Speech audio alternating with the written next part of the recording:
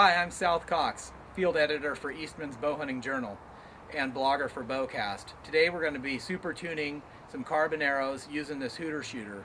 Fred from Grundman Sporting Goods is going to be helping me out. He's going to be my mute helper today. He's recovering from laryngitis, but he's going to help me set this bow up and get it shooting where all my arrows hopefully are going to shoot in the same hole at 20 yards. First thing we're going to do is I'm going to draw back the bow here, and Fred's going to mark the arrow at the arrow rest at my draw length where I'm settling in, so that I can duplicate that on the Hooter Shooter and we'll establish the same exact draw length.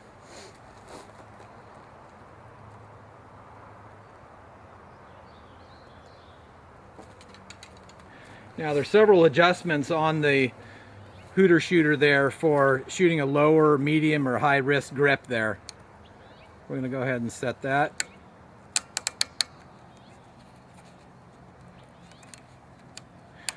Sometimes spraying a little bit of lubrication in the grip there, according to Josh there at Spot Hogg, will help keep the bow from torquing there, grabbing onto the grip.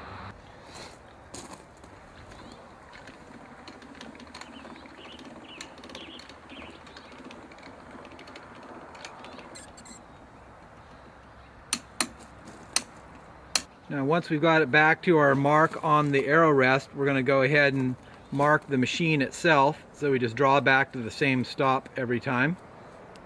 Now Fred's going to go ahead and level the bow now. You can see it's canted slightly, top limb slightly to the left.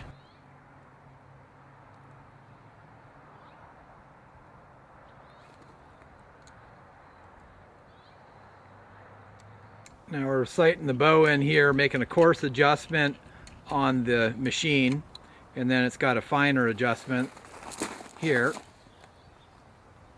That's pretty good right there.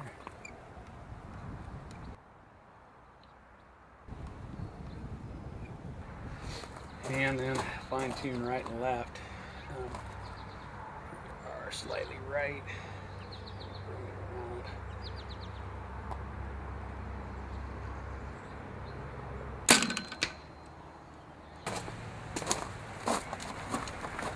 Okay, we started out shooting some shafts that had a straightness tolerance of 0.003 per inch, and we were having trouble actually getting consistent shots from arrow to arrow, the same arrow to the same arrow. So we switched to some pro models, which are 1/1000th straightness per inch. And you can see we've got 4 arrows that we shot that are, we numbered them 1, 2, 3, and 4. And the first, this number 1 arrow, number 3, and number 4 all grouped pretty close right here. The second arrow was low. We thought maybe it was a fluke, so we shot it a second time. You can see that it's darn near the same hole on the second arrow, on the second shot. So we're going to rotate the nock on this one, and hopefully we can get this to come up into this group in here, and maybe we can even rotate these nocks here and tighten this group up.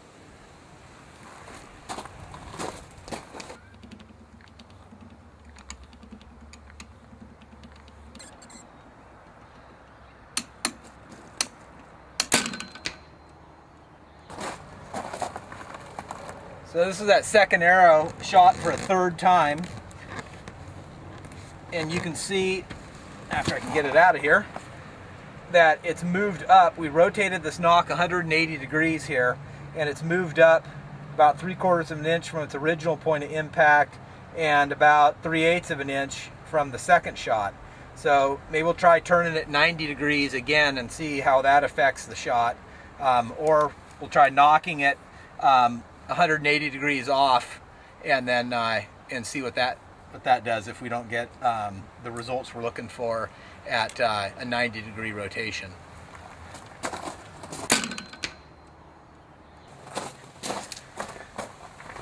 So we tried rotating the nock on the second arrow 90 degrees.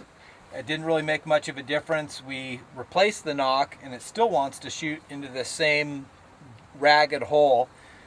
We took the number 4 arrow, rotated the nock 180 degrees, and it's changed for its point of impact from here to here. So now we're going to try rotating the nocks on number 1 and number 3 and see what happens there. But it might be that that the group wants to move down, or that this number 2 arrow is just grouping where it wants to be, and maybe we'll be able to adjust everything back up into here. We'll have to see.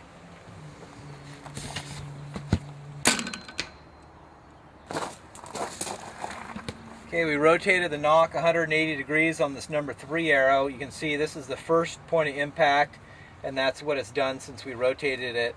So we're getting down closer into this group here to match these guys up. Alright, here's our number 1 arrow on the first shot. Rotated the Nock 180 degrees, and it brought it down 1.25 inches from its previous point of impact. So you can see now for that number 2, number 1 arrow, here's the number 3 arrow on the second shot, and here's our number 4 arrow on the second shot. We're getting a group that's coming in closer together here.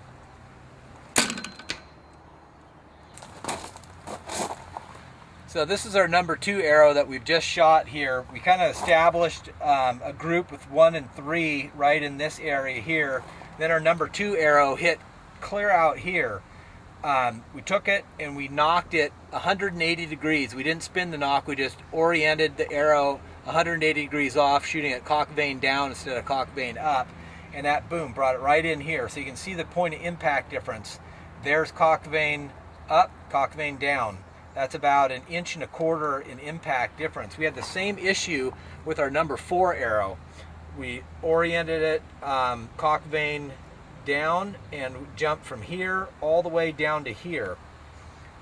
Then we spun the Nock 90 degrees and it crept up about 1/2 inch.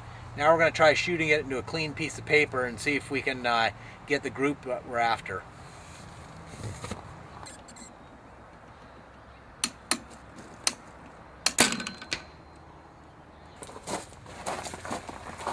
So here's 4 arrows shot consecutively. You can see that we've got a little, this one's a little low here on our number 3 arrow, but we've got a little bit of wind that started picking up here towards midday. We've been dinkering around with these things now for a few hours. These 3 here you could easily cover with a 1/4, and this arrow right here, I suspect if we shot it again, it'd probably group back up in there with the other ones. We're going to try some aluminum carbon composite arrows right out of the box without messing with the Nocks and see what they do. Typically an aluminum shaft is going to be more concentric. Measuring the wall thickness around, it's going to be a lot more accurate than a all carbon arrow. An aluminum carbon composite arrow is going to be in the middle ground between the two. So we're going to try out some full metal jackets and see what they do.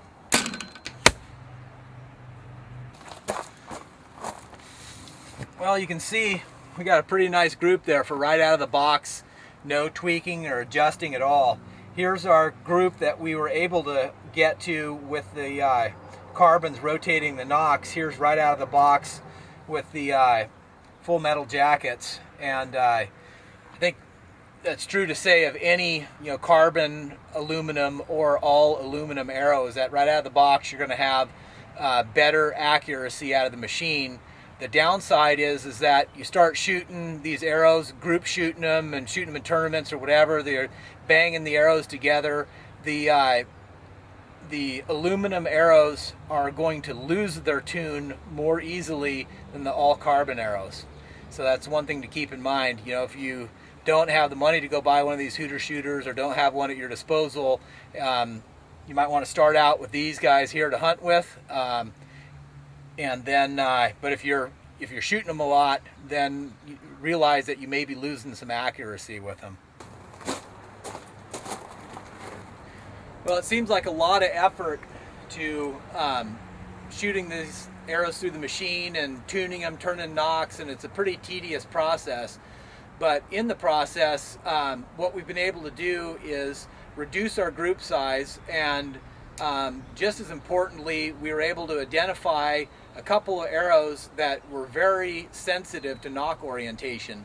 And you put those arrows that, if you pulled them right out of a box and had put a broadhead on them and the Nock was oriented in the wrong direction, you could have some really erratic arrow flight. or arrow grouping, and that's what you want to avoid when you're getting set up to go out hunting. The smaller that you can get those arrows to tune, the smaller the group, then when you're shooting them and you introduce that human error in there, then the smaller group that you're going to have shooting, you know, the same arrows. So to me, it's worth it.